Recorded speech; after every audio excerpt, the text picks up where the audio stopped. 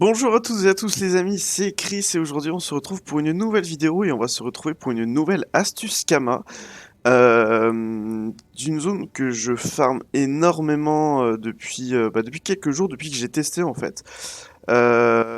Après avoir fait du coup le donjon tournesol affamé la première fois, où entre temps en fait j'ai monté chasseur et effectivement c'est ultra rentable je trouve parce que c'est un donjon qui se fait en même pas 2 minutes.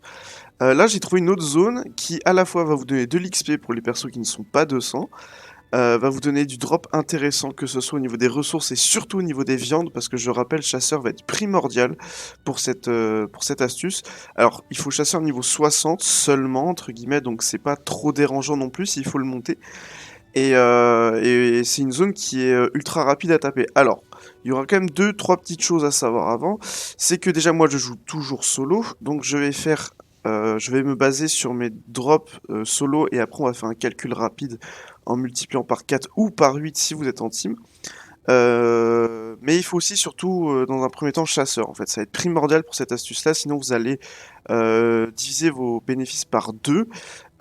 Et cette zone là, je vais vous montrer, c'est la magnifique si le jeu veut bien. Alors c'est la magnifique zone que je vais pas trouver ici je sens. Bon, on va sortir de l'Havresac, ça sera plus simple. C'est la zone des gelées. Pourquoi les gelées? Parce que déjà, c'est des monstres qui sont ultra faciles à battre. Les maps, généralement, sont très très proches, très stackés. Ce qui fait que si vous jouez avec des persos qui ont des sorts de zone, comme par exemple Sacrieur en l'occurrence, Yop, Kra, même Forgelance, hein, tous les classes qui ont des sorts de zone, et Niripsa, enfin il y en a tellement, en fait les combats ne durent même pas 2 minutes. Et sur ces mobs-là, je vais vous montrer du coup.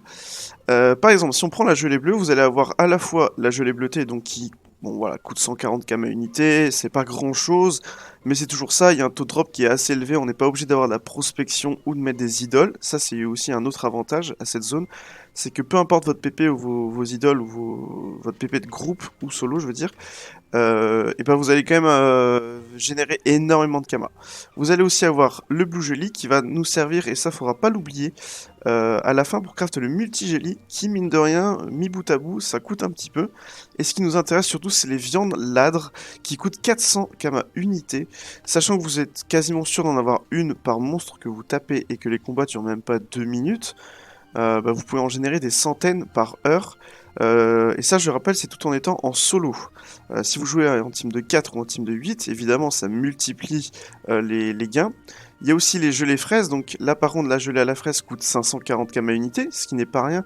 Je rappelle aussi, là je suis sur un serveur, par exemple si on prend le coût des ressources sur d'autres serveurs, par exemple Draconiros, c'est beaucoup plus élevé, donc là faut pas se baser non plus sur ça, faut comparer par rapport à votre serveur. Évidemment les gens qui sont sur Draconiros, s'ils voient ça, ils vont rigoler, mais c'est pas le même montant. Il y a aussi du coup le rougelli qui lui coûte très peu, mais on va en fait s'en servir pour craft des multigélis à la fin. Et pareil, la viande ladre. Il y aura juste la gelée menthe où c'est pas ultra intéressant parce que la gelée menthe ne coûte rien du tout, elle ne sert à rien. Il y a juste à la rigueur la menthe sauvage qui peut à peu près sauver le truc. Mais nous, ce qui nous intéresse vraiment, c'est surtout les viandes. Du coup, ce que je vais faire là, c'est que je vais aller farmer pendant une demi-heure. On va voir ce que j'ai à la fin. Je vais juste regarder que mon inventaire est vide, mais je crois pas. Ok. Donc je vais vider tout ça. Je vais le faire maintenant devant vos yeux ébahis. Je vais me vider entièrement. Et on va du coup commencer pour une petite demi-heure de farm. On va voir le résultat à la fin. Et je vais vous montrer comme quoi cette zone est vraiment ultra rentable. Et je pense que je ferai même une autre vidéo derrière pour parler du métier de chasseur qui pour moi est primordial en fait si on veut se faire des kamas. Ou alors si on veut être autosuffisant en termes de pain. Du coup voilà, on va se laisser là-dessus. J'ai fait une petite demi-heure de farm, on va voir le résultat à la fin et moi je vous dis à tout à l'heure tout le monde. Bon et bah c'est aussi ça Dofus. Ça bug. C'est génial. C'est génial.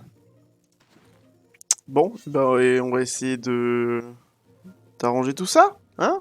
Bon, les amis, nous avons fini cette demi-heure de farm, même un petit peu moins, parce qu'on a pu voir que Ankama n'a aucun souci avec ses serveurs en ce moment. Bon, trêve de plaisanterie.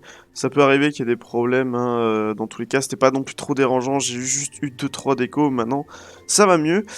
Du coup, un petit peu moins d'une demi-heure. Je vais pas vous mentir, je suis déjà très surpris du nombre de kamas que j'ai pu générer et surtout de la vitesse et de la fluidité auquel ça se fait. Avant de voir les résultats, je vais vous montrer un petit peu le déroulement d'un combat, voir comment ça se passe. Alors généralement, moi je prends, tiens, on va prendre celui-là. Moi je prends ces 4 maps ici, parce que généralement elles sont assez corps à corps. Bon là par exemple pour Sacré-Cœur c'est pas optimisé, mais si vous avez un crabe, bah là c'est réglé, enfin c'est bâclé quoi. En même pas 10 secondes. Je vais vous montrer comment ça se passe et vous allez voir la rapidité auquel ça se fait. C'est vraiment déconcertant et après on va voir les résultats. Et franchement, je vais pas vous mentir, alors je fais cette technique quand même depuis un petit moment. Enfin, depuis un petit moment, depuis 2-3 jours on va dire, pour essayer de me refaire au niveau des kamas.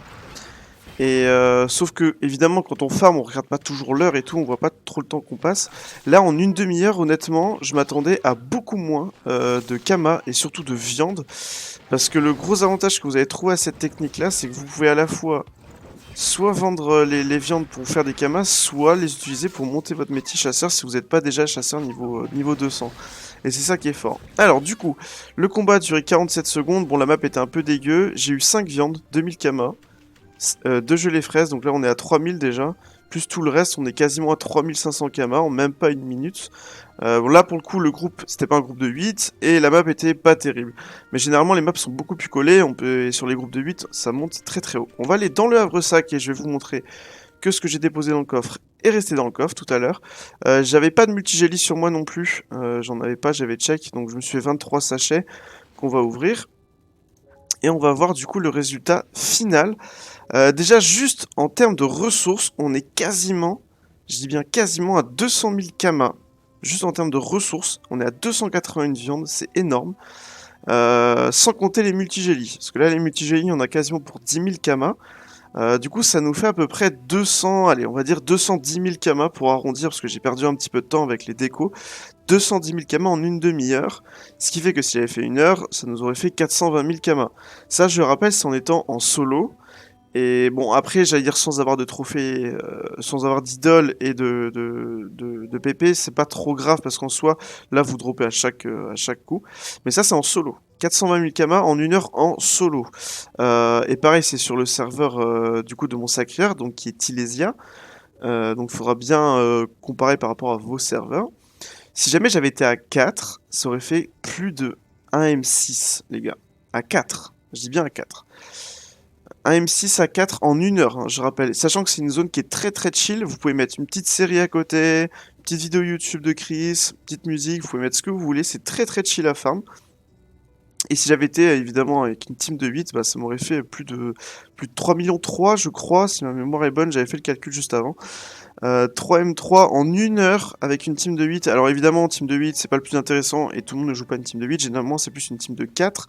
Et je trouve que 1 M6 en team de 4 par heure, dans une zone qui est niveau 60, bah les gars, c'est pas déconnant du tout. Surtout que bonus 1, vous pouvez mettre un perco. Alors le perco n'aura pas le même impact étant donné que nous, ce qui nous intéresse, c'est les viandes.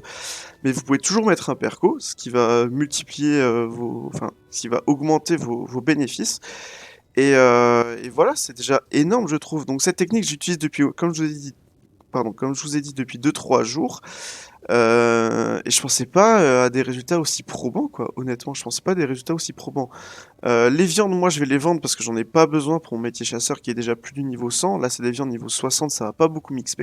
Mais vous pouvez toujours vous en servir pour faire soit des fritures, pour XP, soit pour les revendre. Honnêtement, ça vaut plus le coup de revendre les viandes, parce que les gens vont surtout les acheter pour monter le métier. Donc voilà, je pense que je ferai une vidéo à part sur le métier de chasseur, qui pour moi est une source de Kama infinie. Et franchement, je suis ultra content de cette astuce Kama. On peut monter jusqu'à 3M3 par heure en team de 8 sur une zone niveau 60. C'est pas négligeable. Et même en étant solo, en fait, sur Tilesia, 420 000 Kama en une heure, les gars, bah je trouve c'est beaucoup, quoi.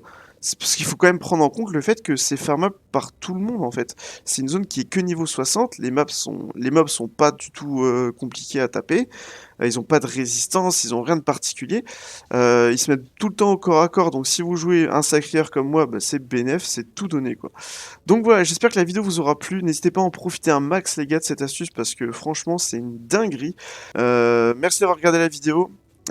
C'était Chris, profitez bien de cette astuce Kama qui pour moi est énorme, je vais en profiter encore pendant longtemps. Merci d'avoir regardé la vidéo, je vous souhaite à tous une très bonne soirée, une très bonne nuit. Ciao, ciao.